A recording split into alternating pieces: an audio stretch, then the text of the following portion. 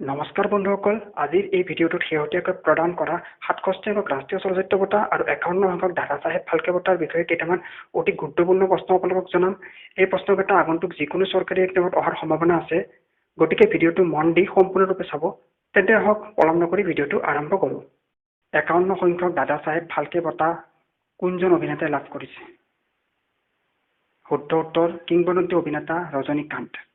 ৰজনীকান্তৰ প্ৰথম চিনেমা আছিল কে বালাচান্দেৰৰ অপূৰ্ব ৰাংগাগাল নামৰ তামিল চিনেমা, যিখন 1975 চনত ৰিলিজ হৈছিল, আৰু তেওঁৰ প্ৰথম হিন্দী চিনেমা আছিল আন্ধা কানুন, যিখন 1983 চনত ৰিলিজ হৈছিল।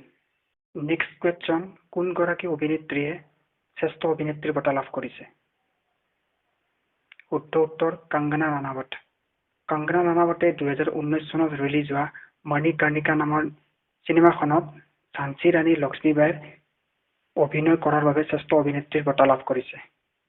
মণিকৰ্ণিকা নামৰ চিনেমাখন ঝান্সী ৰাণী লক্ষ্মীবাইৰ ওপৰত আধাৰিত এখন হিন্দী চিনেমা। নেক্সট কুৱেশ্যন, শ্ৰেষ্ঠ অভিনেতাৰ বঁটা কোনে লাভ কৰিছে? শুদ্ধ উত্তৰ মনোজ বাজপেয়ী আৰু ধনুষ। এই দুজন অভিনেতাই শ্ৰেষ্ঠ অভিনেতাৰ বঁটা যুটীয়াভাৱে লাভ কৰিছে। মনোজ বাজপেয়ীয়ে 2020 চনত ৰিলিজ হোৱা ভোচলে নামৰ হিন্দী ছবিখনৰ বাবে শ্ৰেষ্ঠ অভিনেতাৰ বঁটা লাভ কৰিছে, আৰু ধনুষে অসুৰন নামৰ 2019 চনত ৰিলিজ হোৱা তামিল চিনেমাখনৰ বাবে শ্ৰেষ্ঠ অভিনেতাৰ বঁটা লাভ কৰিছে। অভিনেতা ধনুষ কিংবদন্তি অভিনেতা ৰজনীকান্তৰ জোঁৱায়েক হয়।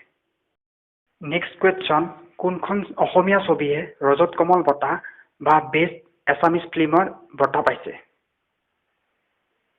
শুদ্ধ উত্তৰ ৰণুৱা হু নেভাৰ চাৰেণ্ডাৰ।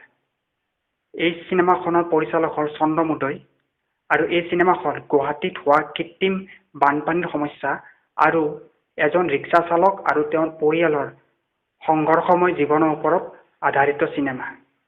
নেক্সট কুৱেশ্যন, কোনখন অসমীয়া চিনেমাই জুৰীৰ স্পেচিয়েল মেনশ্যন বঁটা লাভ কৰিছে? শুদ্ধ উত্তৰ জোনাকী পৰুৱা। এইখনৰ ডাইৰেক্টৰ হ'ল প্ৰকাশ ডেকা। নেক্সট কুৱেশ্যন, কোনখন ৰাজ্যই বেষ্ট ফিল্ম ফ্ৰেণ্ডলি ষ্টেটৰ বঁটা লাভ কৰিছে? শুদ্ধ উত্তৰ ছিকিম। নেক্সট কুৱেশ্যন, বেষ্ট ডাইৰেক্টৰৰ বঁটা কোনে লাভ কৰিছে? শুদ্ধ উত্তৰ সঞ্জয় পুৰণ সিং চৌহান। হিন্দী চিনেমা 72 হৰিণাৰ বাবে এই বঁটা লাভ কৰিছে। নেক্সট কুৱেশ্যন, সুশান্ত সিং ৰাজপুতৰ দ্বাৰা অভিনীত কোনখন হিন্দী ছবিয়ে বেষ্ট হিন্দী ছবিৰ বঁটা লাভ কৰিছে? শুদ্ধ উত্তৰ চিচৰে।